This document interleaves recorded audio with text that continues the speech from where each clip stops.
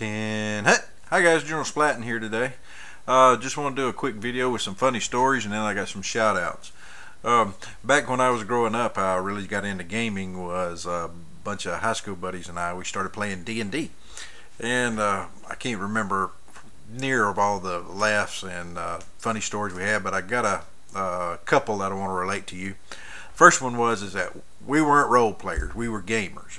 We were out to kill stuff and collect treasure and have a great time doing it. So any of you that are true role players, you're going to cringe at some of this stuff, but sorry. You've been warned. There was one time when we got some, our party had some higher level characters. We had to battle through this dungeon to get down to a magic shop. Now, like I said, we weren't role players. We were in it for the fun and camaraderie of it. So we found the magic shop, and and we had a bunch of gold, and people were buying their different things. Like we had this one guy that he was a fighter, that he got this real buffed up suit of armor, and he had an invisibility, permanent spell of invisibility cast upon it, and he put rags underneath it, so he always walked around and looked like he was just a beggar. But in reality, he was a super dude that you didn't want to mess with. Another time, we used to play a lot of games, Melee and Risk and things of that nature. We used to play Traveler, and we used to play Gamma World. Well, Gamma World had some neat mutation abilities in it, and if you played that game, well, we threw some of that stuff into D&D, and we had this one guy that got shot by a PMP-13 plasma gun man portable, and it almost killed him, but it didn't kill him, but it mutated him. So he rolled up on the mutation tables, and he had like 6 arms. And he had this real high metabolism, so he had this enormous bag of holding that he always had he had this big boar or something in there that he'd pull out and start gnawing on it every time we took a break, because he had such a high metabolism. So he was always like this to try to keep his sugar levels up. Another guy that they had in the party member, this is a funny one to me. When he got to the magic shop, he got this, he wanted a super duper sword, so he got this real super duper sword, and it wound up being, after he got all the options and everything he could, it wound up being, it had a soul of like an 18th level magic user inside of it. And it could do all these abilities and everything. Only problem is that his intelligence and charisma were higher than the guy that had the sword. The wizard inside the sword had higher intelligence and charisma, so at times he could take over. And we always had this running joke, like, here comes Joe running over the hill to save the day. No, I don't want to go. No. So we always thought that was funny, because he would take over at times that Joe just didn't really want him to do it. So we had a lot of fun gaming. Now, I want to share some work stories with you. Used to work at this big box building materials hardware store, and one of the guys that used to work for me in my department, guy called him up one day wanting to know about doorbells. So he's up there, and he spent a long time on the phone, 20-30 minutes with the guy, telling him about this feature and telling him about that feature, and wireless versus wired and all that kind of things. And the guy was called in from long distance, so he was like 50 miles away, and he kept bugging about, well, I want to make sure I can hear it all over the house. And the guy goes up there and rings the doorbell and goes, did you hear that? And he goes, yeah. Well, you can hear it from 50 miles away. What more do you need? So I always thought that was funny. But the best story I have at work is over in the hardware department. This guy came in, and he was just a piece of work. He kept asking all these questions, nitpicky questions, and the guy that was helping him, and this went on and on and on for close to an hour.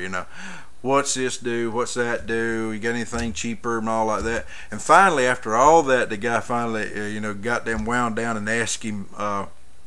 At the end of it, he goes, well, what do you got in here that's cheap? Without a batting eye, guy told him, he said, go over to aisle 9 and look in the mirror. Oh, I could have never gotten away with that. The guy laughed and walked off. So that's it for my funny stories. Got some shout outs for you, so let's pull those up right now. These are some good guys that you need to know about, and some of you already do. I have no idea what's going to show up, but I'm going to put the names up there. The first one, this is my buddy Carlo, and this is his old channel right here, but the old channel is listed at Let's Cut Foam. Let's Cut Foam. As you see, there it is, right there, hopefully. Give it a chance to zoom in on it. Makes a lot of handheld and now table mounted foam cutters. Really good guy for you to know about. Highly recommend you go and check him out. His name's Carlo. Now let's go to the next one.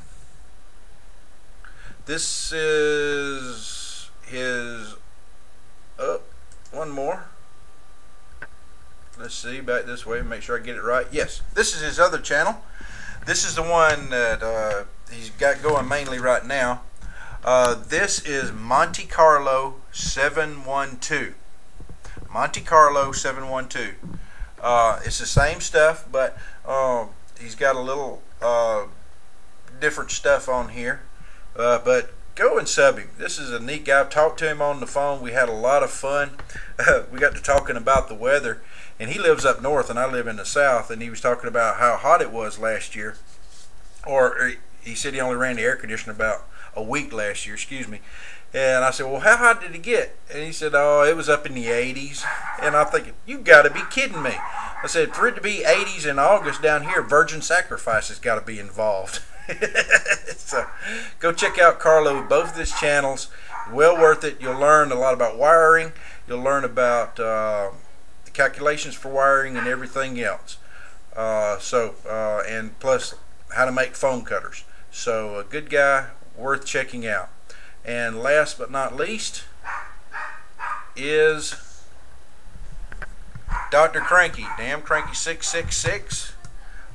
He's got a great build going on about zombie hunters, and building rods and everything. So go check him out. Great guy. Talk to him on the phone. Got one of his t-shirts coming. Well worth your time and effort. If you use an airbrush, you can learn from this guy. I mean, he does vans and cars and things like that, but you'll learn about weathering. You'll learn about airbrush techniques. So he is well worth you going and checking out, and highly recommend that you do so. You will learn a lot from him and his channel. That's Dr. Cranky. Well, that's it for this round. Hope you enjoyed it. Got any questions or comments? Share your funny stories. Make a response video to this one and tell me some of your gaming stories. That's a lot of fun, whether it was role play or with 40K or fantasy or whatever. Well, this is General Splatton asking you to please comment, rate, subscribe, and I'll talk again. Dismissed.